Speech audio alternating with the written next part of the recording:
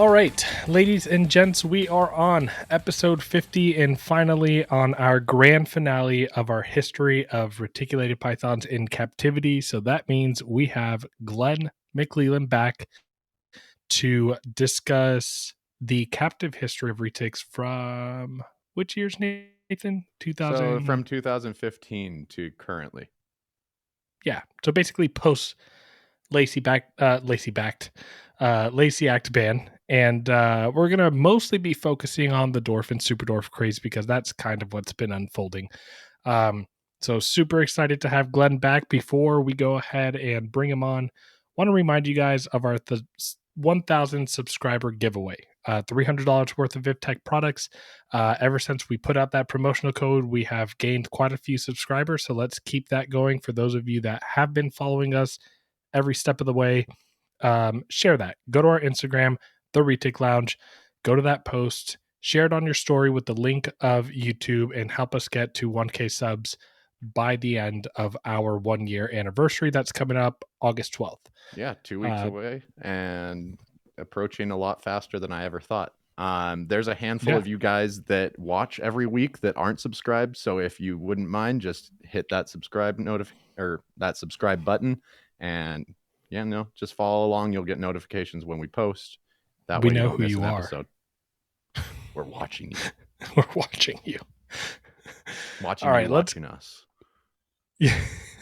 Let's go ahead and bring Glen on and let him kind of give a little mini intro to himself again, and we'll jump in.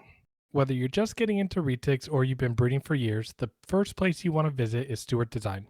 More and more breeders keep showing up at shows, on Morph Market, and are all over social media. Sometimes it may feel possible to get anyone's attention. Stewart Designs helps small businesses like yours do big things through brand clarity, helping entrepreneurs to start and scale businesses that are easy to know and love. Their work can help any company or industry, but they've done a ton of work for ours. Stewart Design created the brands for USARK, Canova, Reach Out Reptiles, Coiled, and dozens of other well-known reptile breeders. Like many of us, the owner of Stewart Design, Blake, is a keeper and breeder who fell in love with retics through first working with Garrett Hartle. Although Stewart Design does a lot of corporate work, Blake has a passion for working with people in the reptile industry. Stewart Design can help if you're just getting started or you're ready to take things to the next level, you're struggling to stand out and build your presence online or at shows, you don't want to be like the other guys or get lost in the crowd, and you want to make your own way doing what you love. And also, you have big ideas and know your business is special, but you need help sharing it with the reptile community. If something here resonates with you, reach out to Blake and have a conversation. To learn more or get started, visit stewartdesignbrands.com or call them at 855-SD-LOGOS. Clear brands own markets. Stewart Design helps create them. If you are in the market for an enclosure for your reticulated python or any other one of your reptiles, Focus Cubed Habitats is your one-stop shop for not only the best-looking cages on the market, but also provide amazing features and add-ons to your cages. We partnered with Focus Cubed Habitats because they continue to innovate and change the way we house our animals unlike any other caging company out there. Their cages are designed intelligently and provide the most stylish and secure housing for your animals' comfort and well-being. Visit FocusCubedHabitats.com for your animals' caging needs. Again, visit FocusCubedHabitats.com for some amazing and stylish enclosures. We also want to thank VivTech Products for being an affiliate sponsor of the Retic Lounge. Stop by VivTech Products for the best UV spectrum lighting on the market that will enhance and improve your snake's overall well-being and health. Visit VivTechProducts.com and use the code ReticLounge23 today for 15% off. Again, visit VivTechProducts.com and use our affiliate code ReticLounge23 today for 15% off. Looking for the perfect accessories for your hatchlings or juvenile retics? Look no further than HeliGuy Serpents. Our sponsor, Chris Sexton, is coming in hot with an amazing 3D printer, creating top-notch perches and other caging accessories for your beloved pets. Enrich your Retic's environment with their high-quality products. Use our promo code TRL10 for a 10% discount on your purchase. Visit them today at HeliGuySerpents.com and start giving your pets the best. HeliGuy Serpents, the premier source for 3D printed caging accessories. Again, that's www.HeliGuySerpents.com and use our promo code TRL10 for 10% off all of your 3D printed accessories today. Yeah, thank you guys for having me back on. As Lucas said, my name is Glen McClellan. This is now part 3 of 3, so thank you to Lucas and Nathan for suffering through these God knows how many hours of listening to me babble. So thank you to both of them. For my senior thesis, for my bachelor's of science and biology, I researched the dwarf and superdwarf subspecies Malaeopython reticulatus, Gempianus, and as part of that, I compiled a captive history, and we're going to finish that up today. And I should say that we are filming on 4th of July, so if you hear pops in the background, it's actually gunshots, not fireworks. I live in a bad neighborhood. I could say the same. Dude, my dogs have literally been just crated all day, scared as hell because people are already going off with them. I had someone Wonder what over the snake last thinks night. of that. I had someone over last night, and there were fireworks going off, and just with the neighborhood, they're like, "Oh, 4th of July. All right, cool." Not ducking for cover. Do you think the snakes think they're thunderstorms and maybe like it enhances cycling? Maybe you think it's like lightning crashing? I think that's more the barometric pressure. Okay, Mr. Therapist. That's a wish, right? So, Okay. Glenn, before we get into this, do you have a rough timeline on when you are hopefully going to be releasing the book that all this information is going into? I don't know. I'm hoping to release the work in some sort of publicly available format. I would like to have people learn as much as I know about these snakes. I have the more science background. I don't have the experience background. I want to make sure that is very clear. I have one snake. Both you and Lucas have more of that experience-based background, so it's a good mix of the more analytic and then the more experiential. So no, I don't have a timeline yet, but in the works of a couple different things. So hopefully I'll have news soon. That's awesome. That's something I really look forward to because I'm almost all experience based. I know Lucas does a ton of digging on the forums and talking to people. But that's not official stuff. I mess with my animals. I enjoy them. So yeah, something like this where it's all compiled in one place is really going to be huge for me. So thank you. Thank you for having me on. Yeah, I've gotten a little sneak peek at some of the information. Glenn has kind of been sharing some of the stuff, and it's going to be by far the most comprehensive, elaborate Retic book out there. So yeah, super excited about that. But Glenn, if you don't mind, I want to jump into the rest of this presentation that you have to take us home on this final venture. Yes, sir. So Nathan, whenever you are ready. Okay, so part 3, you guys know what we're doing by now. So yeah, pretty clear. Hopefully you don't have to yell at me so much this episode. I'll try to keep on top. But I have a lot of faith in you, Nathan. So, thank you. Do me proud. All right. Well, let's jump in. History of reticulated pythons in captivity, part 3. I think we've already covered that. So let's get going. Yes, sir. Oh, did I forget to put in the timeline? Darn it. Okay. I think it's. Oh no, it's coming. Yeah. I'm smarter than I think. So 2 points of clarification on. Okay. Ow. 2 notes of clarification on the previous episode. I incorrectly stated that Bob Clark's wild-caught lavender phase albino was caught in Malaysia. It was actually caught in Burma and then taken to Malaysia because that's where Anson Wong's office was. That's not well-known information. Bob Clark in the video says it's from Malaysia. Every source says it's from Malaysia. So please don't fault me too greatly. It was actually from Burma, but small note of clarification. And then a more important note of clarification was when I was discussing the tiger, I incorrectly stated that there were multiple tigers at this time, but for the tigers that we see in captivity, they all date back to Carl Herman and Monty Cruzan. So the Barkers who used the tigers they got from the duo to make super tigers, same can be said for the Baldoggos, and then Bob Clark's tigers, one of which was Fluffy, all came from Carl Herman and Monty Cruzan. So I want to thank the two gentlemen who reached out and provided that further background information on that. We are going to be doing an entire morph spotlight on tiger because it's such an interesting mutation. There is a tiger that actually predates Herman and Cruzan's. That one's called Oddball. And then the Old Man, which was Herman and Cruzan's. The 2014 tiger captured in Bacall, Philippines, that Carson Woolner is now working with. And then another Sumatran tiger that was found in 2019. I can't wait to get into that, especially that Philippine tiger. Oh, it's cool. It's actually going to be a very thinly veiled sales pitch for Lucas's tiger head ocelots and then Nathan's clutch that had tigers in it. So yeah, the tiger head purple promo code is going to be like crooked tongue for 30% off. I don't have any crooked tongues, but I think that. One or two that at the very tip of the tail, like I'm talking very tip, have the tiniest kink. And it's just the tigers. Tigers are fun. Yeah, so there's a lot of information, and I hope that by doing an entire episode, we can properly explore and honor those who worked so hard to bring that mutation into captivity. We call them, by the way, we call them morph talks, not morph spotlights. That's Garrett's thing.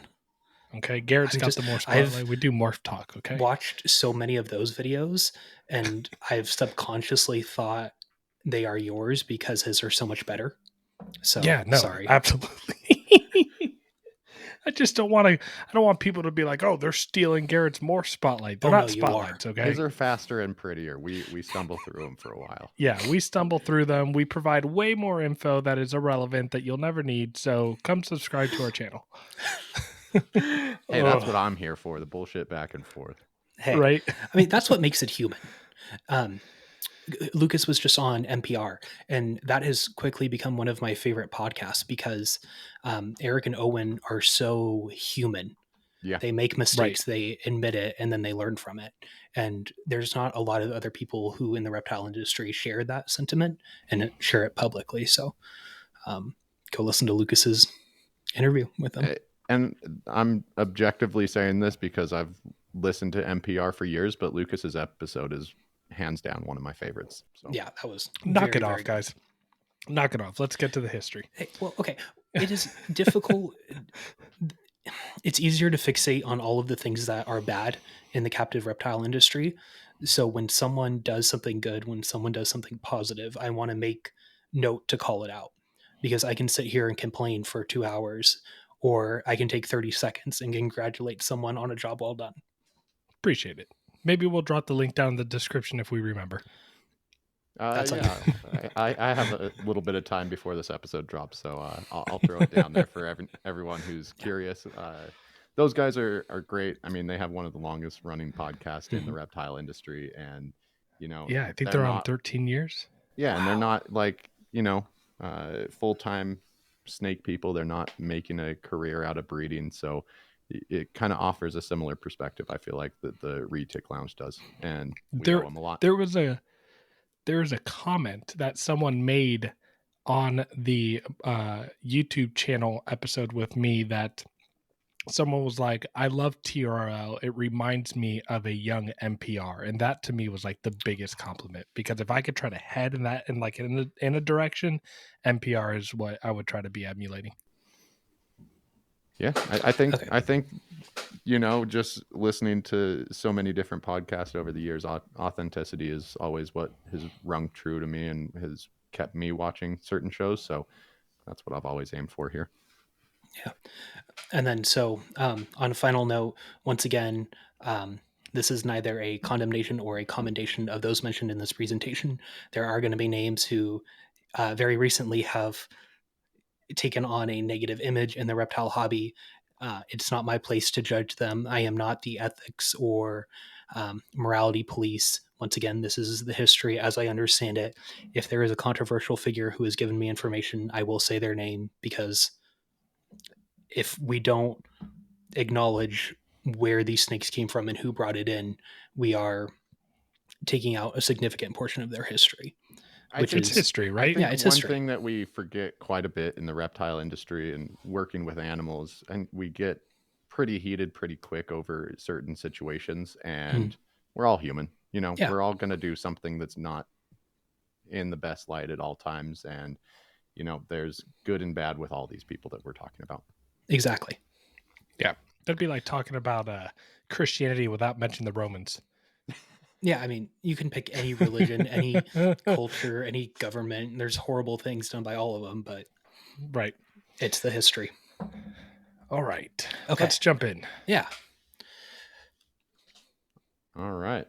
So, as we talked about earlier, we're just going into 2015 to the present. We've already covered everywhere from the 1700s up to now when the Lacey Act was put in place.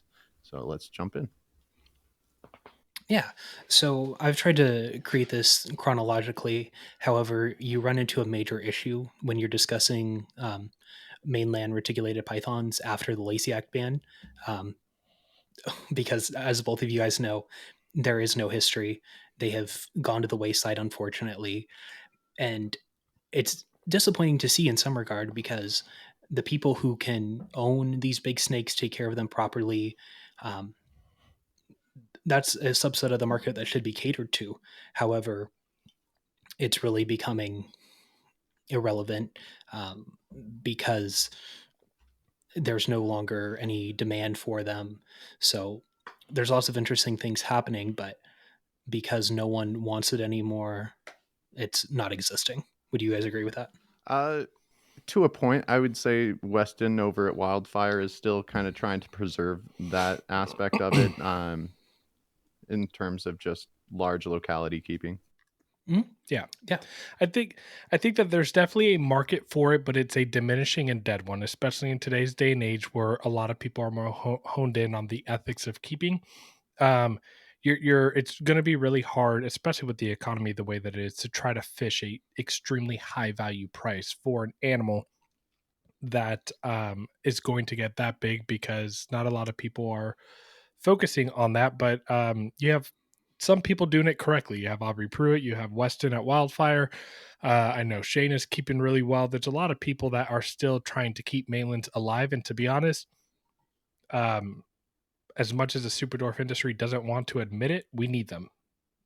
We need them to continue to do well. We need them to continue to create new morphs that they're way ahead of for super dwarfs, so that we have a better idea of what they're going to look like. And it's funny that you mentioned in that picture right there the Bob Clark Aztec. Like, there are those type of things that are starting to fire up and reignite this fuel for the mainland market. Now, what's cool about Aztec, it's a codom, so you can take it directly to Incomplete a super dwarf dominant. Either way, right? Or incomplete dom. I'm just saving you from Christina Hill.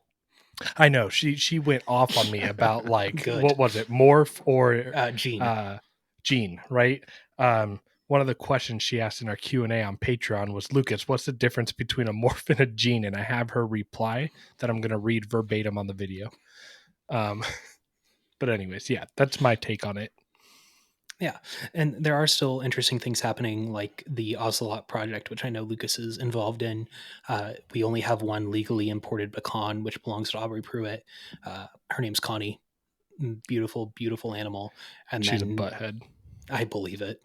I mean, I think she's F1. So, and then of course we have Aztec. ... The king right now. Okay, you can go to the next slide. All right. ... Okay, so I've said this previously in episodes, but I am not naive to the point that there are only 7 dwarf and super dwarf localities. You're wrong. These are simply the ones represented from the Slayer Island chain in the U.S. captive setting. So for this episode, we are specifically going to be looking at Slayer, Tambalongan. For Saputrii, Saputrii also includes the Bontying, Sulawesi's. People know those. Up into about halfway up, what would that be called? The Isthmus? No, that would be Peninsula. Here nor there. And then working down towards Jampianus, we have Tana Jampea, Plua Kayawati, Plua Madu, Honey Island, Plua Kalatoa, Plua Krumpulampo, and Krumpa Kiti. So obviously there's probably tens of thousands of dwarf and super dwarfs. However, these are the ones that are in U.S. captivity right now. Yes, You Lucas. can talk, Lucas. Yeah, no, I want to be respectful to Professor. Professor. So are Sulawesi's and Bantaeng Sulawesi's, are they considered Saputra as well? Yes. So all of No, not all of Sulawesi, Sulawesi's, or no. just that line that you said? Yeah, there's of course, the book that I would reference is being Not in front used of to. No, it's propping up my laptop so that my Okay. eye level is with the camera, so I can't show it, you. No worries. Is it Pythons of Asia? Yeah, Pythons of Asia, and then Okay, Malay so- you Archipelago. guys talk. Okay. Oh yeah, So thank you, Nathan. there is a line. So there are Sulawesi's that are part of the Saputra as well. Yes. Okay, cool. That's good to know, because I do see pictures of Constrictor Cove, Chris. I see yes. pictures of his Bentang that he has. And it's got that cute little rounded, stubby, kind of like someone flicked a retic's nose and they got stuck in. Mhm. Has that cute face as well. So Yeah, so that's actually pretty Saputra. cool. Yeah, I learned something new today, guys. There you go. So yeah, for anyone interested in what's propping up Glen's computer right now, and what we're referencing quite a bit in this is the Pythons Pythons of the World Volume 3 of Asia and Malay Archipelago. I'm gonna order it right now. You should. Yeah, it's a 100%. great book in terms of just breaking down the subspecies of reticulated python. It taught me quite a bit. And one of the authors is Mark Iulia, who wrote the 2002 paper where he defined Jampianus and Saputrii. The one that's outdated? I wouldn't call it outdated, to be honest. Isn't there one that recently surfaced after that? There was the 2016 Hanifa et al., but I wouldn't say it's outdated. The Hanifa et al. Paper? Holy crap, that book right now on Amazon is $75. Yeah, it's Lucas, not cheap. just go to NARBC and pick it up at one of the tables. They'll be it's there? a lot cheaper. I want to say it's Eco Publishing. For like $45-$50. Gosh. Okay, I'll pay that, but $75, damn. I'm going to charge you $80 if I ever release a book to make a point. Did they say what kind of retic that was on the cover? Because that kind of looks Philippine. Anyways, maybe, I don't know. Slide. And then one note I should say, even though we consider the Saputrii, the insular Saputrii, and then Jampianus the dwarf and super dwarfs, there were dwarfs that entered the reptile trade before them. I referenced this book, the Burmese Python General Care and Maintenance of, with select notes on other species. And I didn't finish one of the sentences last time, but the author wrote, other forms include silver retics with very light silvery gray heads and background coloration, and dwarf forms said to originate from Timor. And this book was written That's awesome. in 1991. So there were dwarfs from Timor all the way back then that were entering the captive reptile trade. So this isn't anything new. Okay. I'm going to actually start with a question for both of you now that we're moving into the history that you guys will know. Lucas, I'm going to ask you this question with a particular spin, and Nathan, I'm going to ask you this question with a particular spin, but how do you guys understand the history of dwarf and super dwarfs in captivity? Nathan, you with a focus on the morphs. The other day we were talking about pro reptiles and how those imports are where your lines trace back to. And then Lucas, as a locality nerd, how do you view it? Okay, cool. Nathan, want to go first? Yeah, I haven't done a ton of digging besides just where my animals originated from in terms of, where they are established and how they got into the States, especially with that pro reptiles line. Mm-hmm. So I could say my understanding of the morph side of things is actually pretty small. I don't know. How many other people can trace it back that far? Well, I mean, that was all with the help of Garrett. So, I mean, who helped through Richard Bilbo. Yeah. So yeah. there's a long line of people. No, in fact, when I first got my animals, they were sold to me. My two establishing animals, my Anery and my purple albino, that came from that Pro Reptiles line. They were sold as 87.5% super dwarf. This was back before people started digging into the origins of, all the importation and everything. And then there were some questions that popped up. Richard and Garrett did some digging and found out that line had been mixed with some Jampea over the years, and ended up that last 12.5% was actually Jampea and not super dwarf locality. So, and that information was out there. Someone just had to look for it. So good for you. Yeah, I mean, even with our last episode, that information's always been out there. People could have dug for themselves to find out about TK, and it's just a matter of the effort you want to put into legitimizing your animals, I guess. Yeah, and you made a point to do that, so good for you. Yeah. And then Lucas, what's your understanding? So ask the question again. Understanding what's your general understanding of the history of super dwarfs in captivity? If you had to explain it to someone who didn't know anything about it, how would you do it? Okay. Before I even start, I just want to give a shout out to Theron Lance, whose little baby is off to the right on that picture, who produced that. So, but anyways, so I would tend to tell people in terms of history of dwarf and super dwarf that they were in our country back in the 90s. They started importing Jampeas, and but back then, locality data was not very it wasn't available. People didn't care. And then there's also the part of history that says that exporters didn't want us to know, what islands that these animals were caught from. But these marketing terms came up as super dwarf and dwarfs, and that was to describe these animals that stayed smaller, were more silver in nature, had more broken up patterns, and they were imported at a decent rate in the 90s and early 2000s. And people were working with them, and they were something that were fairly popular. But at that point, like we talked about, the morph craze was still going on, and we were trying to import morphs and gene stack and find really cool combos that were happening. And so they started gaining a lot more popularity around 2013 once the Lacey Act ban kind of started to get implemented, and it was known in 2013 and 14 that we were going to stop importation, where locality information in general started increasing, and a lot of people started importing locality animals, specifically dwarf and super dwarfs, as well as others. But that's when we started getting a lot of really good locality data.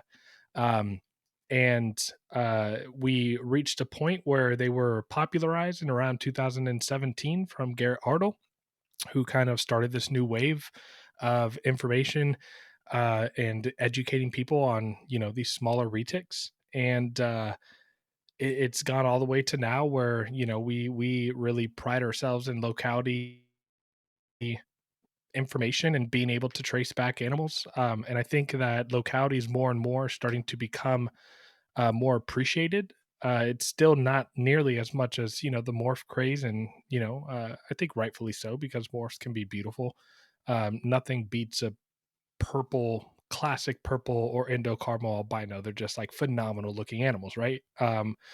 Yeah, so, but I mean, when I open up that tub and I can show someone what a reticulated python in the wild is supposed to look like, I don't know that I get a lot more satisfaction. There's a good tingle, right? There's a tingle somewhere. I'm not going to say where. Look at how cool and bright all these snakes are, and then I kind of finish off with that wild type because I'm like, this is what they're supposed to look like.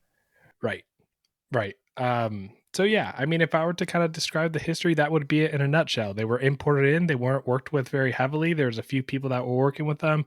Lacey Ban Act started happening. People started caring about localities, and now we're in a craze because of one person who revived the retic industry and kind of got it back on its, because the retic industry was slowly kind of just like going downhill. And then now, boom, we have a popular animal that people are wanting more and more of. So there you go.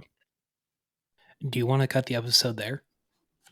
No. I don't need to talk anymore. No, that was a very good summation. Lucas, he was just trying to get a cop out and get onto his 4th of July festivities, blow some fingers off.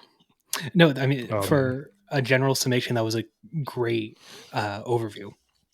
And basically all I'm going to do is add a little bit more context and add in a few more details. So if you don't want to listen, just listen to what Lucas had said and shut me up for the rest of the Stick episode. around. It's going to be worth it. I hope so. Okay. So back to why we're actually here. The first true dwarf or super dwarf from the Slayer Island chain that was imported came from Jampea. There were claimed animals that were supposed to have come from Jampea that were imported in the early 90s, but they ended up being an entirely different subspecies, got huge. And it wasn't until 1995 to 1996 when Cameron Tepidellen of Bushmaster imported the first Jampeas into the country. You're going to hear Cameron's name mentioned quite a few times during this presentation. I don't want to say single-handedly, but he played a very outsized role in bringing these insular populations to the U.S. in captivity. In the early 90s, late 90s, early 2000s, Bushmaster was one of the only people bringing in locality-specific animals. So if you're interested in the green tree pythons, like Lucas is becoming more of a green tree python nerd over a reticulated python one, you will hear Cameron and Bushmaster mentioned all the time because he was bringing in locale-specific GTPs. And then, unlike the previous episode, I was able to connect with a lot of these people firsthand, including Cameron. So all of this information does come, or some of this information does come from him. So if it's incorrect, take it up with him. This is how he told it to me. So he was the first one to import it in 1995 to 1996. He was probably the one that came up with the term dwarf. And that's I would say, correct term. If you want it to be scientific, it would be dwarfed. But for Dwarfed. I mean, It's true. that's something only I care about, and I recognize that. But for captive purposes, I don't see an issue with the term dwarf. No, I mean, I've seen other people fighting that terminology as well. So I No, including me. But including me. But that's I only have when my it own comes to reasons for science. it. Yes, because if it's science, that's something different. But if it's just common colloquial, I don't care. So dwarfs probably came from him. And these animals were originally pretty small when they came in. I would say probably all less than 10 feet. They weren't massive, but then very soon they became massive. So the first image on our left is the late great Jim Gaspar. I only heard incredible things when people were remembering him during our conversations. He famously had 3 F1s from the Baldoggos. I'll get into that a little later. But his snakes grew massive. One of his females got to, I believe, 18 and a half feet. And there's a video on Jake Klott's YouTube channel of him and Shane messing with one of them. So I think anyone should go. Trying to hold the Jampea together. Yeah. Yeah. Just a massive snake. That one in the picture is easily 12, 13 feet. Yeah. Massive snake. And that's only an F1, so one generation removed from the wild. Right. From what I can tell, the first captive breeding of Jampeas was from Al and Cindy Baldago. They were the ones who produced the first super tigers. They were briefly mentioned in the last episode, and they'll get a further mention. Excuse me. I can't tell if the Baldagos got their animals from Cameron or if Al imported them. He was the first one to import Boland's pythons. Fun fact there. There's a very interesting story regarding him and Boland's pythons, but that's out of the purview of this show. Is that some of the information shared in Stolen World? I don't know. Maybe. I know there's a chapter or 2 on Boland's pythons in there. I just can't. That would be a good I can't question. quite remember. It's been a year or 2 since I read that book. But nevertheless, he was the first person to bring them in. So a lot of history there. Unfortunately, he and Cindy are no longer in the reptile trade, no longer interested in speaking about reptiles. So I can't confirm these details with them, unfortunately. That they were the first to breed them in 1999. And what they did was they would sell the offspring through people like Bob Clark, Mike Wilbanks, and Nerd under their banners. And a lot of time, those babies would go out into Europe because even at that time, Europe had a stronger locality market than the US. Eventually, the Baldagos sold their trio of wild caughts to Mike Wilbanks. Mike Wilbanks will be another name you hear all the time in this presentation, even though you think of him for black-eyed leucistics and ball pythons. And then for our middle photo, another name you're going to hear once again, Garrett J. Hartle, quite a bit in this presentation. That is a DeBoard pastel Jampea on a clutch of eggs. Sean DeBoard, I believe, got his animals from the Baldagos. Pastel, it was a anithoristic, but they didn't know that at the time. They were pretty, so he just called them pastels. Those pastels. You know what I like about that? Mhm.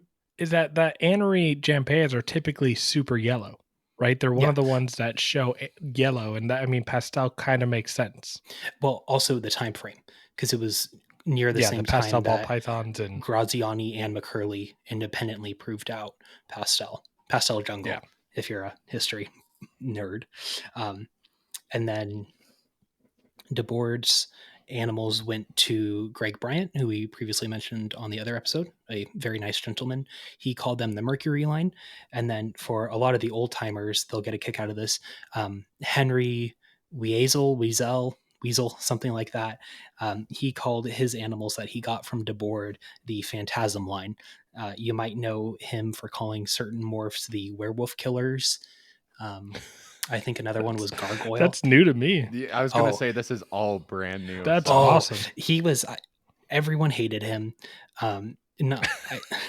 He wasn't at the level of animal abuse of Samson, but he was doing shady stuff. You need to get someone who's very old on to talk about that, because obviously I didn't live that firsthand. But a lot of very interesting stories there.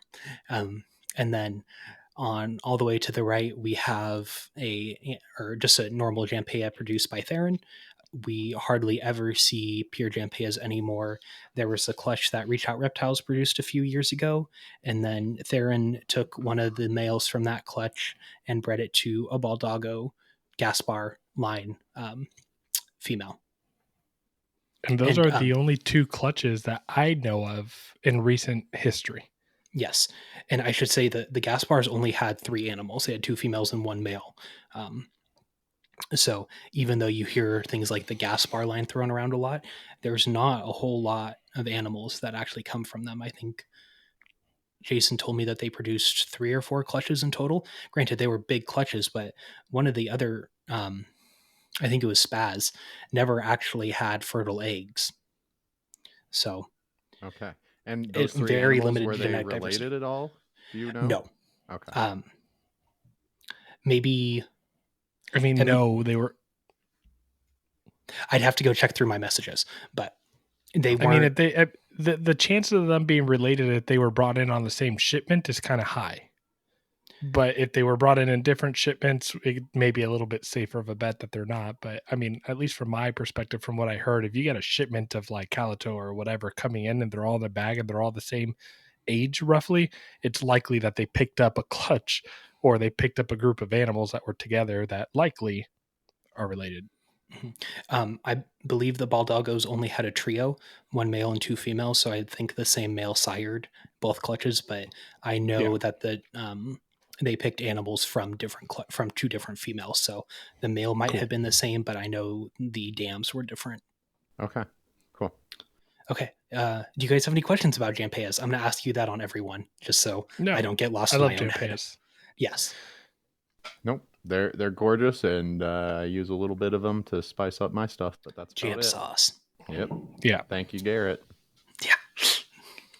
I will add that I think with Jampeas, the reason why a lot of people aren't very fascinated in them anymore is because a lot of people, what I hear is they are very much basically a larger version of what a Calatoa looks like, right? And so I guess to the naked eye and to what a lot of people, that aren't very in tune with, the locality stuff, a lot of people just look at a Jamp and look at a Calatoa and they're like, oh yeah, there's similarities, so I'd rather have the smaller one. But If any of you are locality nerds, Jampea is a very historic and classic dwarf to have in your collection. Yeah. Couldn't have said it better. It was really a lot of those original early ones getting massive that turned off people. Right. I think I touched briefly on that in one of the previous episodes where the dwarf and super dwarfs were brought in and they were seen as a way to reduce the size of morphs. And then they kind of just got lost from there. Yeah. Okay, super dwarfs. This is a very interesting topic. There's a lot of very interesting information behind these animals, so let's get into it. So super dwarfs were first imported by Mike Wilbanks and Bob Clark in 1999. They worked hand in hand during this time. Obviously, they're no longer business partners, but then they were. That would be Mike Wilbanks at that time was Constrictors Unlimited, and then Bob Clark is Bob Clark Reptiles, obviously.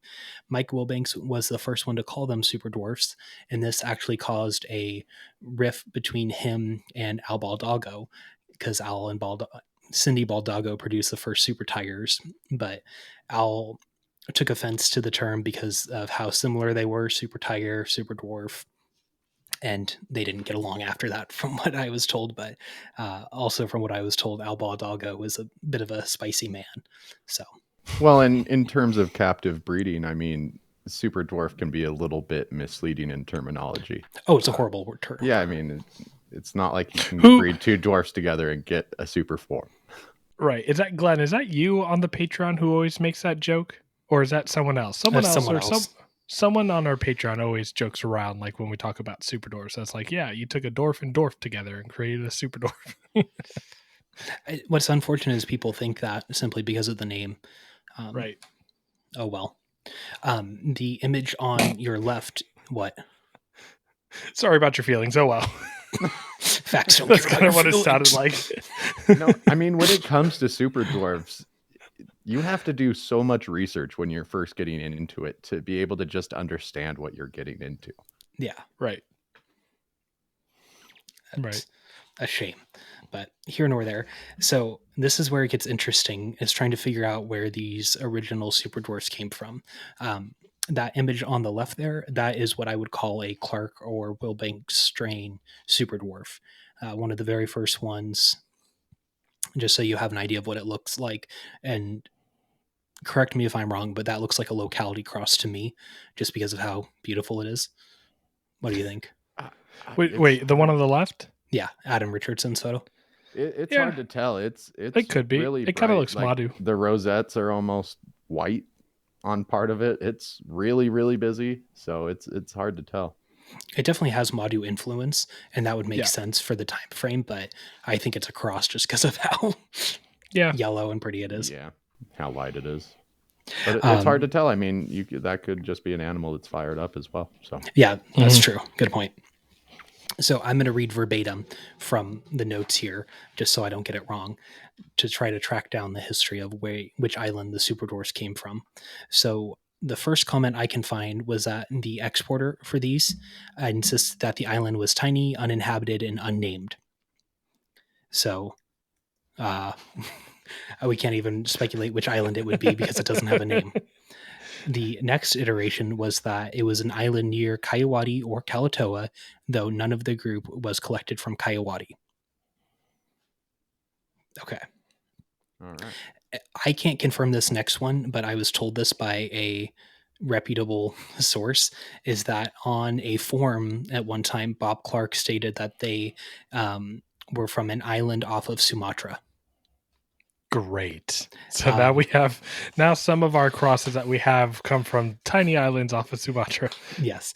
And then the current story is that all of them came from Kalatoa, and that was first made public in 2016 by Bob Clark.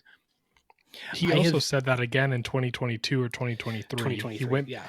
He went back and said, like, oh, my exporter reached out to me. They're all from Kalatoa. I don't know. I mean, it could be. I will say I talked to someone who went through the shipments and said some of them had the classic Kalatoa look and then others didn't. So take it with a grain of salt. I've also even heard that some of these original super dwarfs were Jampeas. So Right. who knows? Some really small Jampayas. Really small Jampayas. So the very first shipment, Bob Clark and Mike Wilbanks split. And then Bob split the second shipment with Jay Brewer. The third shipment, the original iteration of Slither Inc., bought the entire shipment. Travis, who will be on the previous week's episode, got some animals off either the fourth or fifth shipment. Just to give you a little time frame here of who got what when. The very first captive bred and born super dwarfs that I can find trace back to Dan Yaramovich of what was then Pro Reptiles in the summer of 2003. Bob Clark and Jim Mason also are said to have produced the first super dwarfs, but in the timeline that I was shared with, it looks like Dan Yaramovich holds that title. And one of the animals that descended from the animals he brought in is featured on the right. And that is a photo from Garrick Meyer. Once again, a name more familiar with those in the ball python realm. But very early on, he did have super dwarfs. He brought them into albinos, et cetera, et cetera. Brian Kamala's line also comes from Pro Reptiles. And then Nathan Katz's line also comes from them. Yeah, and those were handed down to Ben Rennick was working with those quite a bit. Oh, yeah. So that is the history of super dwarfs as I understand it. And then I have to give Garrett props for this. The terms old school super dwarf is a great way to talk about the general small sized populations of reticulated pythons that came in with no locality data. Because if we don't know, don't guess. That was on your what is a pure locality video. So that is an excellent term, and I hope people use it. I agree. Yeah. Okay. All right. I think what I'd like people saying old school super dwarf, but a lot of people on their posts put OG super dwarf, like original gangsta super dwarf, and that OG for like orange glow or I just I like old school, and I think people should spell that out and not just put like OG. Old school, original, just something to clarify a little bit better. Yeah. Right. Yeah. We're only going to touch on this very briefly, but a lot of the old people, or I shouldn't say old people, some of the people who have been in the reticulated python industry for longer, I mean, not all of them are old. Some of are only a couple years, like a decade or two older than me. But you know what I meant. Will be familiar with these super jamps. They were Jampayas crossed with super dwarfs. I think Mike Wilbanks was the first to do this. Don't quote me on that, but it would have made sense. These animals were said to only get around 8 feet long. Obviously, that wasn't true because my wild-caught Calato male is 8 foot long. So there's no reason to think a Jampaya and Calato or see, I got caught up These there. were straight 50-50 crosses. Yeah. Yeah, I mean, even one of my 12.5% Jampaya, 75% Calato is 10 feet. Yeah. Mm-hmm. So the 8 foot is a misnomer. Likewise, the Gaspar's F1 Jampaya was supposed to only get 8 feet, and Jim and Jason proved Al and Cindy wrong on that. We don't really see super jamps anymore. At the time that they were originally bred, they were known to be very, very aggressive. Someone referred them to me as chainsaws. I believe Theron Lance actually just produced a clutch of super jamps. So it's interesting to... Oh, yeah. So what's the disposition on that one? I've only had him for a week, but I got him out of the bag and I've held him another time. He's in shed, but he's a sweetheart. And now that we're more generations removed from the wild, that makes sense. And we're keeping them in generally better care than those early days, just because we know more now, which is fantastic. Yeah. So just a little, throwback. Yeah, and in terms of our keeping and husbandry, I think we owe a pretty big shout out to Dave Kaufman for doing his videos in Indonesia and showing, just a little bit more about how these animals are living. Yeah. Cool. Yeah. Anyone who's going out there and providing those first accounts is huge. Yeah. I mean, for me, when I saw those animals hanging out in the trees above the river, it spoke a lot. Well, and people have already made the mistake, so we don't need to make those same mistakes again. Yeah. You know, Right. We're in the 2020s now. We don't Yeah. have to keep them in boxes. well, we should keep them in boxes, just better boxes. Better boxes, fancier boxes, boxes with stuff. Yeah, exactly. That was my point last episode. Okay, you can go to the next slide, Nathan. Okay. So Lucas has that female now that's on your left there. This is one of his favorite localities. It's Slayers. From what I can tell, they were first imported in 1999, probably from Cameron. Mhm. Greg Bryant was the person who is really known for them of the Retic Ranch.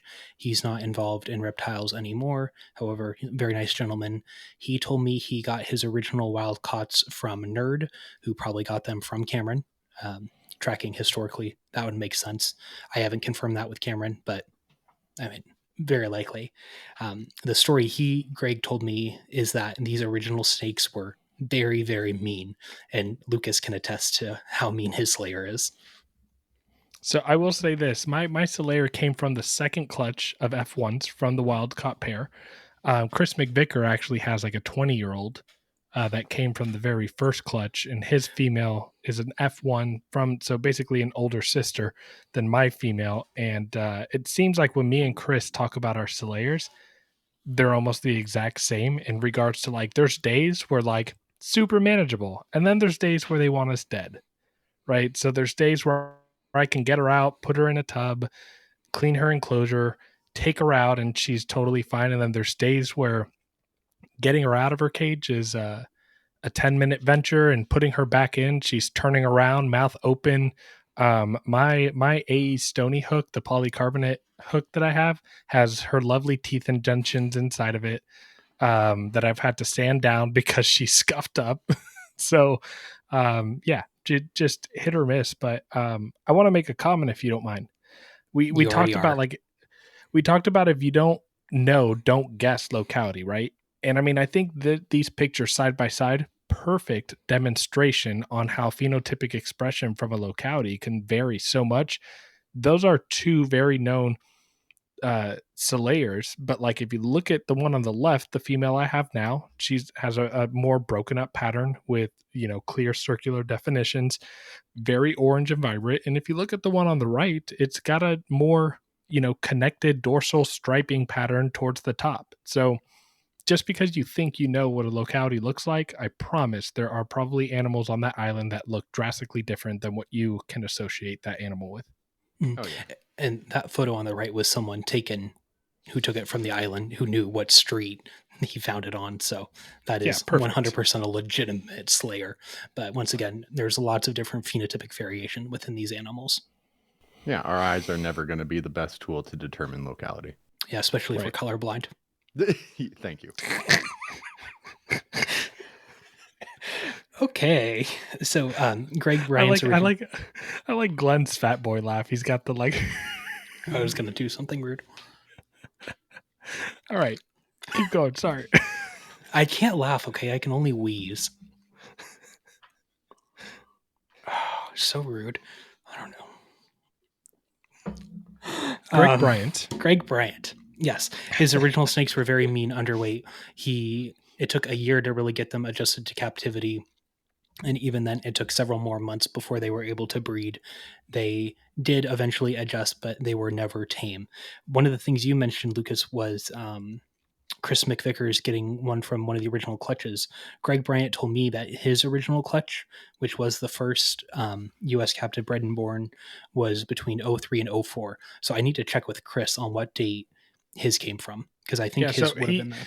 He says he got his from Aubrey a few years back, and when Aubrey sold it, it was about 17, 18 years old. So that would put that animal at around 20, and he knows for a fact that his animal is a Retic Ranch. Mm-hmm. Yeah, Slayer. I confirmed so that with Greg Bryant too. Yeah, as old as she is, it's got to be that first clutch. Yeah. And Greg Bryant spoke very highly of Chris McVicker. Shout out to Chris McVicker. He's a great example of someone who's been doing this for a long time, but is advancing and progressing. He's not stuck in the old ways. Yeah. Yeah, he's So- one of my favorite people to talk to in this industry. Oh yeah, I mean, I've never heard anyone say anything bad about him. Just someone who Chris, you deeply cares suck. about the animals. So, thank you, Chris. Lucas, why and haven't then- we had him on yet? You have. We have. Oh, Come on. We talked about it's USARK. almost been a year. I'm starting to forget shit. Sorry. We've had him on. Okay, We old man. actually he was actually the one of the the title of the episode was the evolution of keeping retics. Yeah. Let's We have him used on the again. We use the exact example of what we're talking about with him. Okay, final point on Slayers. The first captive breeding that I can find in the United Kingdom was by Jason Peacock on February 6th, 2023. So a full 2 decades after the first one in the US. Why it took so long, I don't know, but kind of interesting. Those were produced Yeah. this year, right? Yes, sir.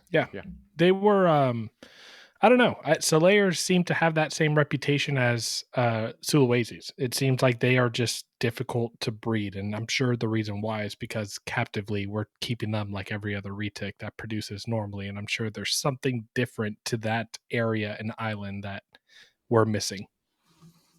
Maybe you can be the first one to figure it out. Doubt it, but we'll see. Okay, you can go to the next slide, Nathan.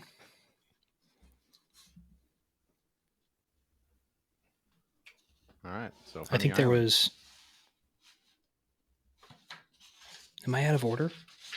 I'm out of Nope. order. I mean, Mine- you are, but yeah, Yeah, Madu's next. Madu's next. Ow.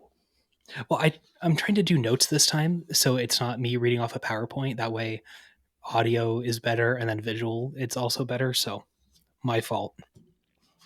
Okay, Madus. That Madu on the left, that is like the perfect example of a Madu in my mind. That Yeah. wide open back pattern, just perfect. That's manly, by the way. Is So that, that would from the poster image that Garrett produced? be maybe. So that one is from Rodney. Is that Grandma Madu? No. No. So Rodney's 2011 clutch produced those F1s. Yep. And then the F2s have been produced a couple times now. So Nice ovulation in the picture too. that's a male. Oh, is It's it just a really? food Okay, lump, just yeah. a really good meal. It's Eating so good. low on the body. I was like, oh, cool, we got an ovulating retic on here. No, so Madus were originally called Honey Island. This is something that even a month ago I was talking to someone about who separated them as different localities.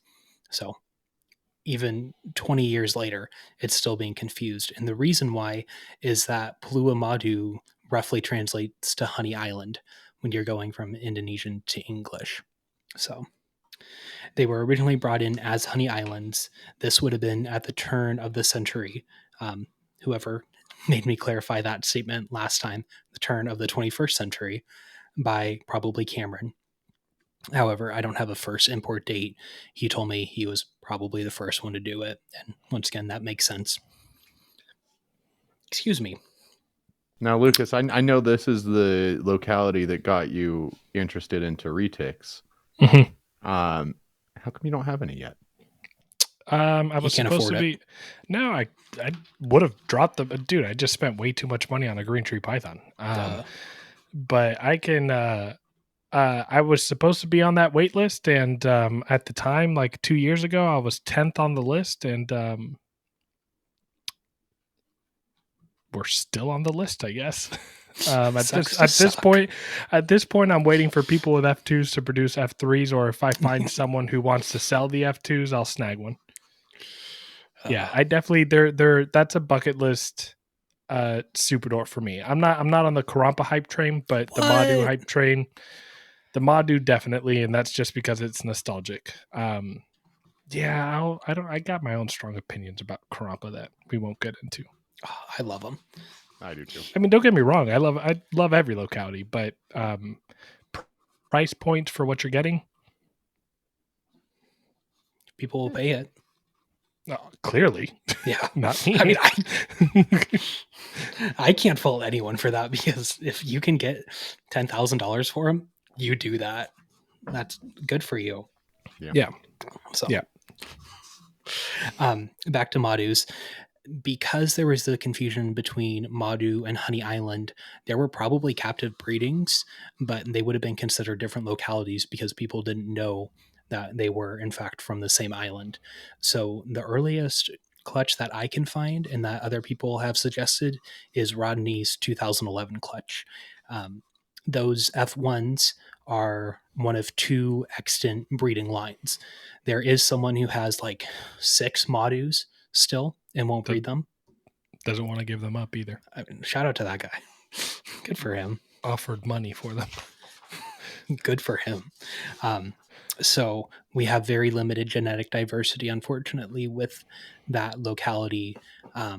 Both lines are known to produce aneuphoristic, and they were imported en masse in the early days. But because knowing the locality and then breeding pure localities together wasn't important, they weren't really appreciated for that.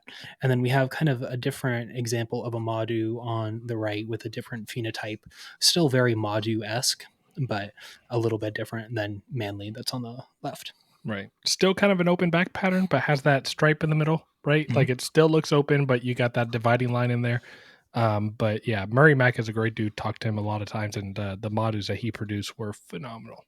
Well, and even on Garrett's animal, you can see that stripe trying to. Right, it's trying. It's best. I mean, I picked that example because I'm looking for drastic examples of the different phenotypes. So there's. Yeah. I also want to make a comment as well. We start to go through these, like Solaire, very genetic diversity limited, like it's super limited. Same thing with the Madus, even more limited. But as we start to even go in these, Kayuwadi, limited, Tumbalagan, definitely limited. Oh yeah, we'll get to Tumbalagan. It's how limited they are. Yeah. Karapa, super limited. I mean, even Kalatoa after last week's episode, it's definitely more available. But anyways. Okay. I think that's everything for Madu. You want to go to the next one? Yeah. Bye, Madu. Kayuwadi. Okay. One of my favorite localities. And once again, we can thank Cameron for bringing in the first one. He brought in the first ones in 1999. He sold them to Pro Exotics, which was Chad Brown and Robin. What's his last name? It starts with an M. Markland. Thank you. I thought that's what it was, but I didn't want to say. They originally owned Pro Exotics. Unfortunately, it burned down, I think, in 2011. If people remember the original Desert Ball Python, not Desert Ghost, they were the ones responsible for bringing that in. And then it was realized that the females were infertile and horrible.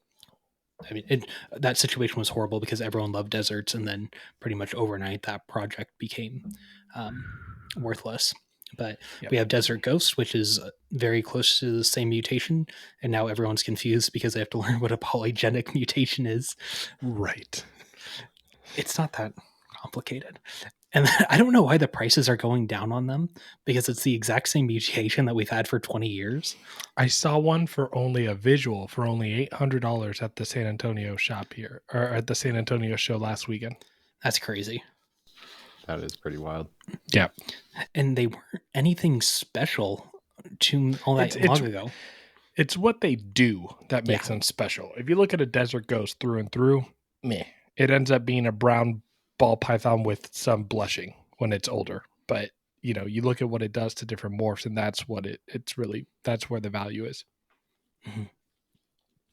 Oh, and again, I don't know anything about ball python, so if I got that wrong, people, you can hang me. That's okay. Yeah, all I know about the DG stuff is Antoine's working with it heavy. So I also know that people are pissed off that they spent like $20,000 on the project now, but that's the hype train with anything in reptiles, right? Right. Did you see that I updated the slide to include your photo, Lucas? I did. I feel special. I mean, I love Basil quite a lot, so she's I my had girl. to include her. That was my first Retic ever. She's beautiful. We'll get into the two different phenotypic expressions for the animals that are in captivity that represent that locality. But the first came in from Cameron through Pro Exotics in 1999. 2 females came in gravid, and they were sold to Dr. Winslow Murdoch. His line of Kayuwadis, the Murdoch line, or the Doc Murdoch line, however you want to call it, are very well known. That those animals produce very dark reds. I think coyotes are perhaps the most identifiable of all the traditional super dwarf localities, and that one is the photo on your left. And these came in as super dwarfs, but they had the known locality information on them. So that's what fun fact. Even that one on the left, great Murdoch like phenotypic expression, but that's also a half Murdoch, half Slitherline. Yeah, we'll get into that. Well, it deserves its own story. So Dr. Winslow Murdoch kept a pair from both clutches, and then he got 3 more wild caughts, including one from Mike Wilbanks. I don't think that one ever bred. So we have very limited genetic diversity of coyotes. We can say that for everything else. Dr. Winslow Murdoch was the first to produce them in 2003. Something I only learned recently was that it was the same year when the first UK captive bred inborns happened. That was by a gentleman named John Griffin. He got his from a 2000 shipment of super dwarfs from Indonesia, and then he later learned that they were coyotes. And something I neglected to mention, because I neglected to write it down on my notes, is that Madus were first produced in the UK, Sweden, and France in 2006. So a full half a decade before the ones that were produced by Rodney. Back to what I was saying about coyote, if I can find my notes. The 2 main phenotypic expressions are the Murdoch line and then the Slither line. Do you want to talk about that, Lucas? Yeah, I mean, so I think the picture on the left is a good example of a Murdoch line. So the Murdoch line is definitely known for having those deeper oranges and reds and a chain link like pattern that goes along the back with thicker blacks. The Slitherline was they were imported by Bushmaster, obtained by Raul Diaz, and then produced by Slitter when he got them from Raul Diaz. And those animals have... Wait, go back. Who imported them, did you say? I'm sorry, DM that Exotics. Was DM Exotics. You're right? Correct. Thank you for correcting me on that. Yep, that was DM. That was Dan O'Leary. Shout out to Dan O'Leary. You need to have him on, please. I got Bushmaster on my mind. Please have Dan on. Dan, he's someone that, dude, he's a busy dude. If we want to have him on at the time that we record, that would be like 3 a.m. his time. But we'll try. No, he's in California. He's definitely someone. I mean, oh, good. Okay. Yeah, I'll reach out to him. But yeah, anyways, those have a lot higher saddle count, are a lot more silver and yellow. And I don't know if maybe the more silver trait is because we've recently been able to prove out anery in those line of coyotes. And so maybe that's why the color of some of those animals are a lot more, there's more silver in the background tones and they're more yellow. But yeah, I think that, it's really cool to the uneducated who, and not uneducated, but a lot of people have gotten a lot of their information on coyote from Garrett because he did that episode with Murdoch and he shows off the Murdoch animals. So a lot of people are always very like, oh, that doesn't look coyote when they ask me about my animals, and just have to have that education like I'm doing right now about different phenotypic expressions and those kind of things. So I think out of all of the animals that you have shown as far as drastic different phenotypic expressions, this is probably the biggest one. And Dr. Murdoch bred for those specific traits too. So right, he was line breeding. Yeah. You have selective breeding for a certain phenotype, which also explains the drastic differences. Also, I should have mentioned this, that some coyotes are very, very dark. Once again, Chris McVicker had some of the original imported SDs from Bob. He sent me a photo, and it's a very dark animal, and it has a phenotype more in line with a coyote. So, once again, very interesting. Yeah, I was going to say, even like what I want to do with the coyotes is I want to, just like how Murdoch enhanced for that chain link, I'm going to selectively breed for those rosettes and try to increase those rosette counts. I want to have like tiny dots all on the side, all white. Floating epicness. So is there a line that you guys prefer over the Slither and the Murdoch line? Ooh, that's a good question, Lucas. Because I know for me, I'll let Glenn answer that. I'm biased. Coyote for me was always kind of for just not to be that nice, I guess, is one of the more boring lines of localities for me. It's grown on me quite a bit, seeing animals in person and seeing the different phenotypic expressions. I think for me, that Murdoch line with all those deep oranges and reds, that's what I would go for. I'm gonna. Yeah, I Agree with like you. I like that color too. Yeah, I think that one is more visually appealing than the Slither line. From a locality standpoint and keeping both, I like to have my line over that one, just because not my line, but the Slither line that I have, just because it stands out from my Slayer stuff. Because if you look at that Murdoch line, it's got like the orange and red undertones and kind of thicker blacks. But then if I compare that to a Slayer, the Slayer blows that one out of the water in terms of those phenotypic expressions. And so when I'm trying to use a specific locality to enhance a look, I'm going to go Slayer before I go with the Murdoch line. Whereas with the Kayawati I have in that Slither line, the reduced thin blackie on the top and the high rosette count on the side with the whites, I don't see that in a lot of Superdwarfs. Yeah, that's what I was gonna say. Essentially, is that the Murdoch line has a specific look that you don't see in a lot of dwarf and super dwarfs. So just because it's different, that's why I'm drawn to it.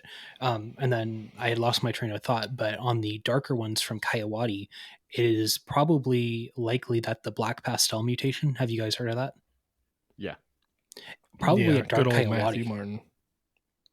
If you had to think about it, even though they're labeled as Kalatoa, but yeah, I mean that's a whole different story. But call them super dwarfs. Yeah, but anyways, but if it does look like a Kayawati. I'd agree with that. Mm-hmm. Okay, I think we've covered Kayawatis fairly well. What's next? Kalatoa. If you guys keep spelling Kalatoa without the O in there, I'm gonna smack y'all. That's a good segue of how I spelled things the way I did. I use the Indonesian Geospatial Agency spellings for this. So they have a National Gazette. I went through. Can you tell us in English what that means? Big Brother spells the names of islands a certain way, and because I can't think for myself, I have to rely on Big Brother to know how to spell Google Maps, that's how they're spelled. Spell it however you want. One of the silliest bits of infighting that we have within the locality retic market.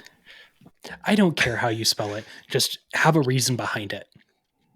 That's my opinion. As long as I know what you're selling. Spell it however you want. I'm not going to yell at you.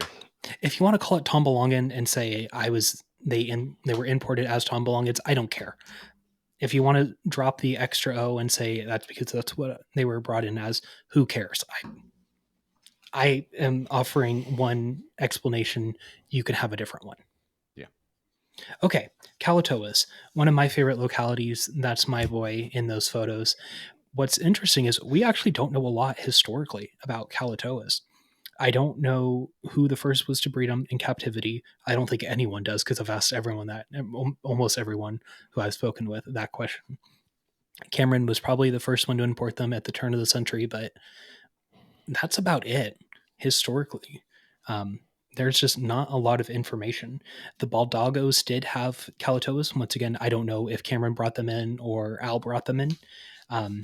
And there were several people to breed them in the UK and in Europe in 2004, 2005. But on the US side of things, there's not a whole lot of information, even though they're probably the most represented super dwarf or dwarf locality in captivity. What do you guys think? That's kind of crazy. Have much to add to that. I don't have anything to say. I have a lot of strong feelings and thoughts about it that I'm not going to say, but if you're just looking at it objectively, not going into the different lines, I don't have much history to tell you, which is unfortunate. I mean, I can tell you, which is kind of crazy. Yeah, that's crazy to me. I mean, let me ask you that the most represented, and again, I'm just going to ask a question and Glenn answer or don't answer, and then I'm going to leave it at this. But considering that we consider Kalatoa one of, if not the only, Your cat sounds like it's singing in the background. Okay, she is like 18 years old. She's lost her mind. It's just so she's dying. no. She's but I just guess my not question good. is like, if it's one of the most like sustainable, that's the word I'm looking for. Like a lot of people say like Calato is one of the most sustainable localities out there, but yet we have zero historical information on it. What does that say?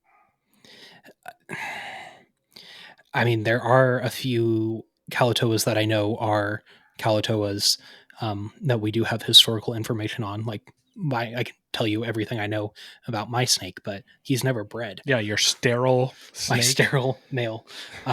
So he's a wild caught male, but he's not adding any genetic diversity. So unfortunately, because he's beautiful, which is that pictured animal right there for those of you that I actually might be getting. Don't get me. I'm number one, thank you, but I'm still very mad that I have to give him up. Hey, very all your choices. Oh, come on. No, it was the only school that would accept him. No, it wasn't. He probably applied to every veterinary school in Florida that dumped fire show is like, we'll take you. The best school for exotic animal veterinary medicine. I know. I'm being facetious and sarcastic. You're just digging the knife in because I didn't get into my instinct school. But I am proud of you. Florida's a big accomplishment. So, Glenn, that's your ultimate goal, exotic animal vet? Something. He wants to be a vet tech and get a degree in vet tech from Florida. No.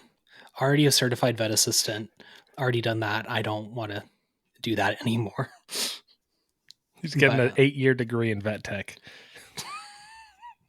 I think for some people it does take 8 years for what should be a 2-year degree. But I'm veterinary medicine wise, I am interested in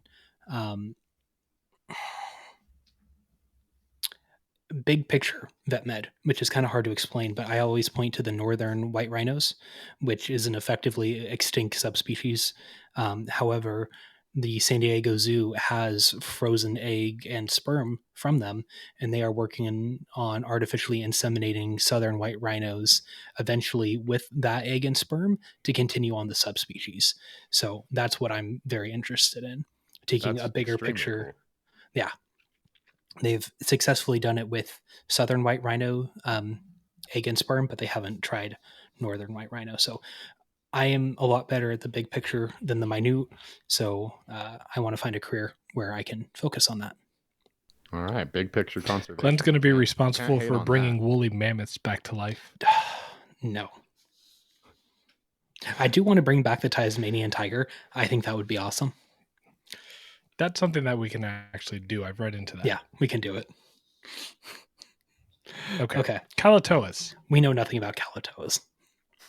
All right. So they were brought in early 2000s. Other than there's a lot of them. There's a lot of things named Kalatoas. Well, and then they're pretty. They're very pretty. You would have to jump into. There's also the possibility, just in terms of location with Kalatoa, that that there's island crossing happening naturally. No, absolutely not. Okay, you're gonna see me get mad.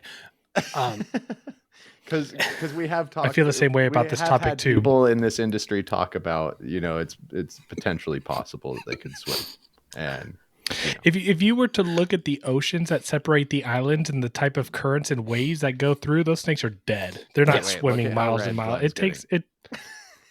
It takes 12 freaking. It takes almost a day to get to island out there. Read one paper about the Indonesian seas. Read one paper about the Flores Sea, and you will see how misguided that idea is. Okay. Yeah. It's unforgiving. And that's all I'll say on that. Who's anyways. Yeah, I really think you should get Dan Leary on the show. Oh, okay. Yeah, I mean, he's definitely like top 3 people on there that I would like to talk to. Yeah, get Dan Leary on. We need to I want to have him on, Nathan, but we have to have a good series of questions to ask him, or else we're doing a disservice. Oh yeah, no, for our listeners. In terms of like important people in the reptile industry, I put Dan, way at the top. At the top, yep. Okay, before I anything say else something to I add about shouldn't. Kalatoa? Nothing about Kalatoa. Let's move on before he starts steaming out of his ears. Before he blows I a am gasket. literally shaking. All right, let's watch Okay. his color return to normal and start talking about Tambalongans. Oh, you just said Tombo. Tambalongan. Tambolongans. Tambalongans. So these guys It's are the Phantams. These guys are, in my view, very interesting because they are the first these localities and the only, to not originally come from U.S. captive breedings. They were first imported in 2000 by Carson Woldner of Retic. He imported 2 what he called black-eyed candies, and the male is what is on the right. They were calicos. He thought it could be a new mutation, but it wasn't. So that first breeding was in March of 2012, and the resulting progeny are called the candy line because they originated from those black-eyed candies. The first time they were imported was in 2013 by Eric Easter of Fascination Herps. From that pairing, those made it to sawfish reptiles, and the only captive breeding in the U.S. of Tambalongans was on March 6th, 2018. And that one clutch is the only source of genetic diversity in the U.S., and they're already inbred. So... Yeah, I think in terms of quick question, difference in phenotype expression, this is maybe my favorite example. Yes, sir. Go for your. Yeah, I think Tambalongans are like just right there with Solaire in terms of the best out of those 7 islands. But I'm almost wondering again if we go back to only one clutch, and I've talked to Sawfish quite extensively, and he tried getting them to breed more than just that once, but was unsuccessful. And so I'm wondering if it's again something with the Saputrii that we are just not doing correctly. That we're just not doing correctly in captivity to get them to breed. I think you should go buy a pair of Tambalongans and try it out. I have Solaire's. That's not what I said. I mean, I want to buy Tambalongans as well. You said Tambalongan, by the way. I know. Just want to throw that as soon out as there. I said that, I realized. Right. I have a hard time. Nathan, that was your time. I have a hard time not saying Tambalongan because it makes me think of Tom DeLonge from Blink-182. So I call them Tambalongans. Tambalongans. Glenn, really they're quick, on my... that animal on the right, is that in the US or no? No, that's still in Germany with Karsten.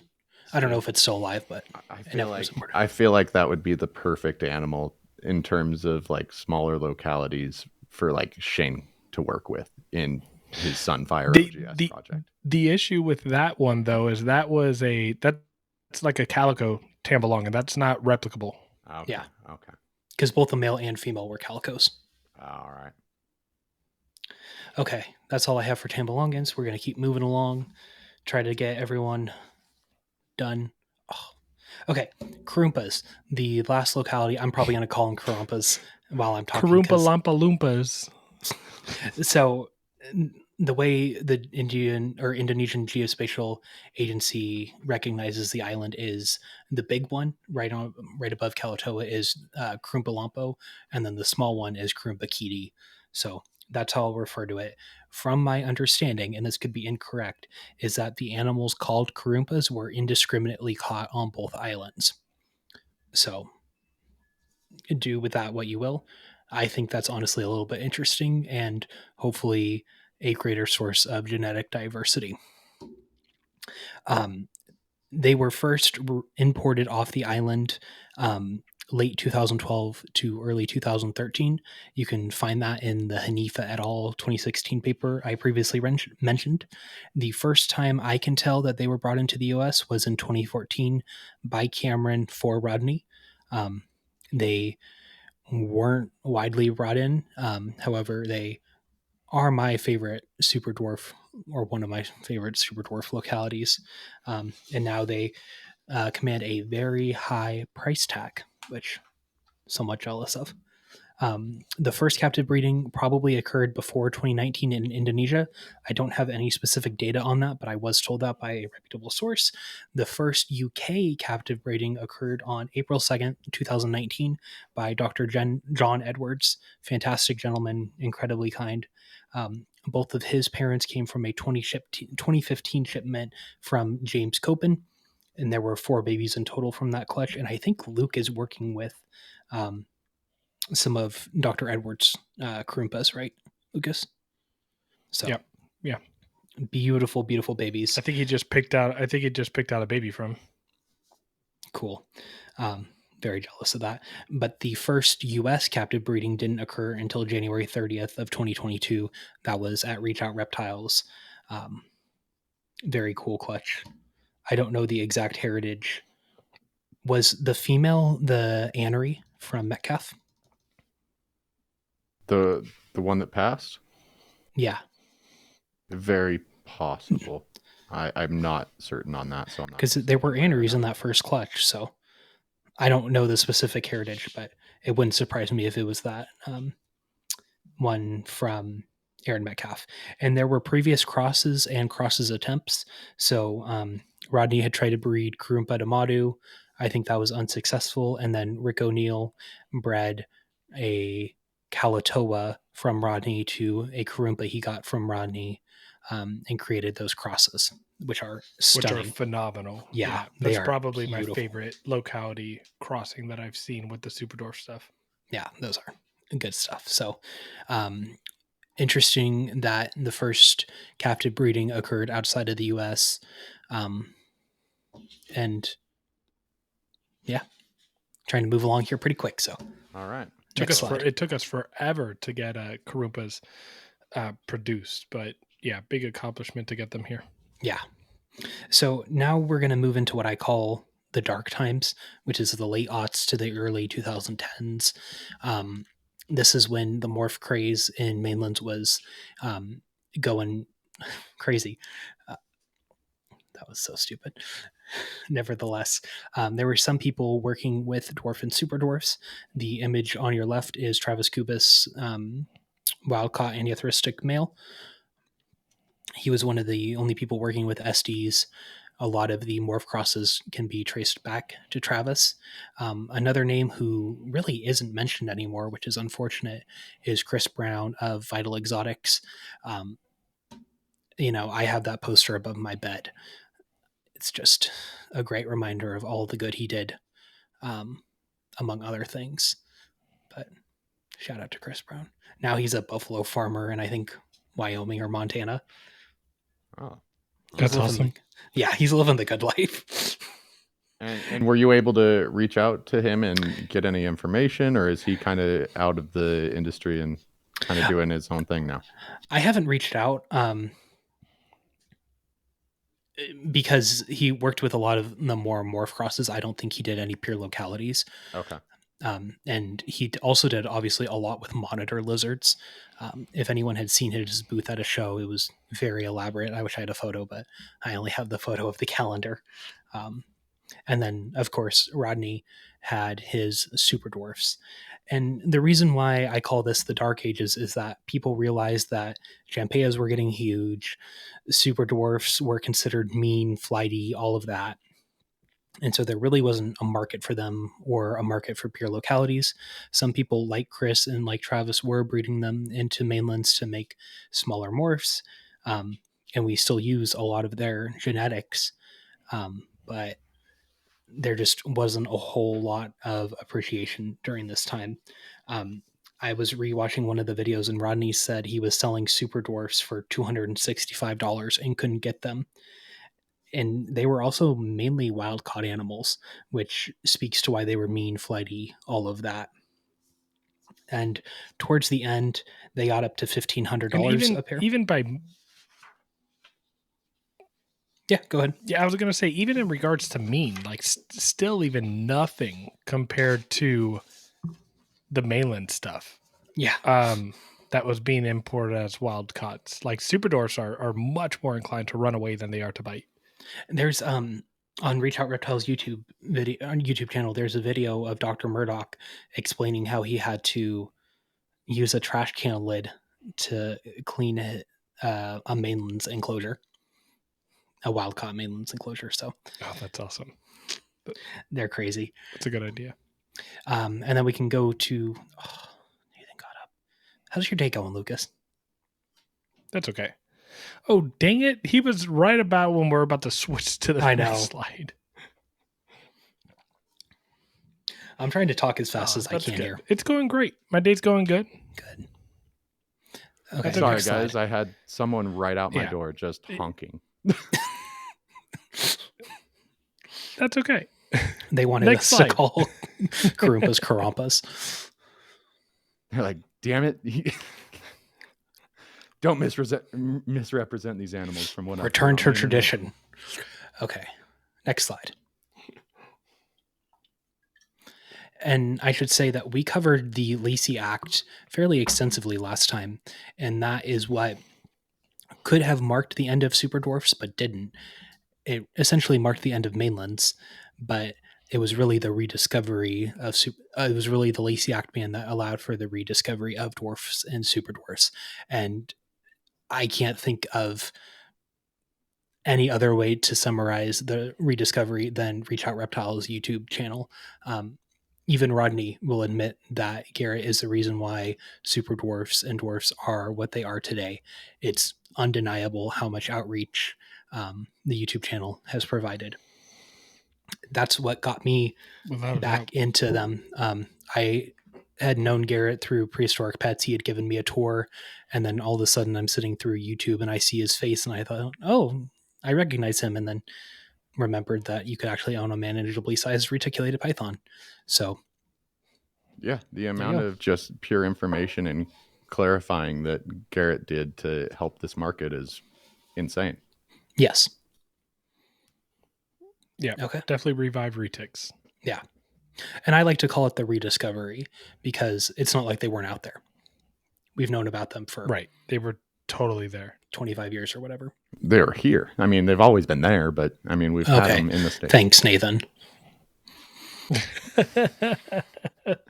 And this is kind of an open-ended question that I want both of you to answer, but what does the future hold? So I want to get maybe, I don't know about controversial, but the captive reptile trade has had a lot of turmoil recently. I don't think it was all necessarily bad. I think some of it was very good, but the market is going down. A lot of these longtime breeders are facing newfound criticism, can't sell on the most noted platform. And I'm not a breeder, so I don't know the market trends. Both of you are. So what do you guys think that the future holds for dwarf and super dwarfs? Because we're at a crossroads right now. I think that's not a controversial statement at all. No, not at all.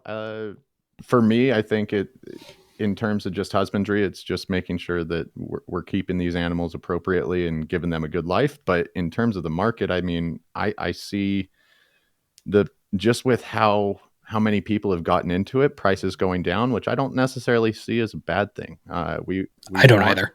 We want small retics in homes where they're taken care of, and not everyone who wants to keep a tiny retic can spend that 10 grand on a Karumpa, or the $4 grand it takes to get a pure island locality. So I see prices going down but stabilizing somewhere in the middle, maybe. Lucas? Okay. Yeah, I don't disagree with a lot of that. I think that I think for me it's disappointing to see how quickly the super dwarf market is turning into the mainland market with the gene stacking and a bunch of people getting animals, and the people that invested 2 years ago in a 50% Annery Motley for $2,000, now you can't sell a 50% super dwarf Annery Motley for $600. So for people who invested a lot of money a couple years ago during the COVID times, they're going to be really pissed off and disappointed with where the market's going because of either A, overproduction, or B, not overproduction by having too many people doing it, but by big people overproducing and then animals being stagnant to where we are forced to drop prices to sell animals. I want super dwarfs to be affordable. I want people to still be able to buy a retic if that's what you want in a smaller package. My caveat is that I never think that a retic should be tremendously affordable, regardless if it's tiny, because a retic is still a retic. So, Yeah. and that's where we're just getting into with the super dwarf market. I'm starting to see us not learn from the morph craze in the 2010s from the mainlands, and we're doing it all over again, and it could hurt us. What I would like to see from the future is more niche breeders with smaller collections and better husbandry and larger enclosures and naturalistic setups. And I would love to see buyers reflect caring about buying from those people, and not just trying to get the best bang for your buck, because at some point you're going to be able to buy a 50% super dwarf for $200. Um, and that part is happening soon. So yeah, that's where I kind of see the market going. I do see a little bit of a crash with, hopefully when the economy gets better, a little rise. We're going to see newer morphs taken into super dwarfs that are going to be expensive and then level out. But I would like to see retics price at a responsible price, that we're not encouraging the parent to say, oh, well, it's a super dwarf retic, let me get one for my son. But, you still have a food responsive animal that you are working with. And so I want to see them affordable for everybody. Like, people ask me, like with the Ocelot project and me wanting to work it into super dwarf, like I I don't want a super dwarf Ocelot to be $30,000, because I want everyone to have an Ocelot in a manageable size retic. Like, that would be amazing. But at the same time, I don't want retics, even if they're pure super dwarfs or as tiny as can be, to be cheap, because again, that cheap means easier access. Easier access means more irresponsible people keeping them, and that's not a good thing. So, question for you then, Lucas. In your mind, what would be kind of an acceptable price point for really any reticulated python? What do you think the bare minimum should be just to have that kind of barrier to entry? That's I a mean, good I would question. love to see if mainland retics started at $750 to $1,000. Like, I would agree. love if a mainland retic was that price because of how big they get. Yeah, But I around would love to, $1,000, just so you like, know. I'm selling a clutch and I'm consigning. Right. Just so that there's the consideration. Oh, that's kind of a lot of money. Let me reconsider if I really want to get this retic. And then you're going to maybe do more research, and that kind of stuff. But it's scary when you start to see retics fall below the $300 mark. Yeah, one thing we've always preached here is no impulse buying of retics, and I think that price point is a great way to stop some of that impulse buying. Yeah, without a doubt. You guys have done very well with that, Glenn? trying to show a responsible way to do it. Because, like Nathan, with your back, you can't be messing around with a 15-foot retic that's food aggressive. No, I mean my 25-pound, maybe 28-pound, 75% Kalatoa, 12.5 Jampea. When she has her bad days, she's not super easy to work with. But since she's that weight and that size, I can still do it without hurting myself. Now, if that animal's 40 pounds and fighting against me, I'd like to say I've done enough work in my health to be able to manage that now. But, if my back gives out on me again, I don't want to have an animal that I can't work with. Exactly. Yeah. Right. Yeah, so I think the future is bright. I think that it'll stay bright if we as breeders continue to be responsible. And that's a big ask, but I think we all need to look at ourselves in the mirror and really make the best decisions for where our animals end up. Excuse me. You okay there? You were just getting so Nope. emotional about it. It's okay. Real men cry, Lucas. Yeah. Do you guys ever get so emotional that you cough? All right, next slide. What do we got? So we got beautiful Glen over here. That's my puppy. Okay. That was before he was broken. That's all I have for you. Sorry, your puppy's broken. He broke his leg after that Well- photo was taken. How did he break his leg? He was at doggy daycare and then started jumping up and down repeatedly, and then broke his growth plate. Tibial Okay. crest avulsion, if anyone cares. Okay. Oh, Well, geez. everyone, follow Glenn, whether Don't. it's on Facebook or over on Instagram. Just a wealth of knowledge, as you guys have all heard.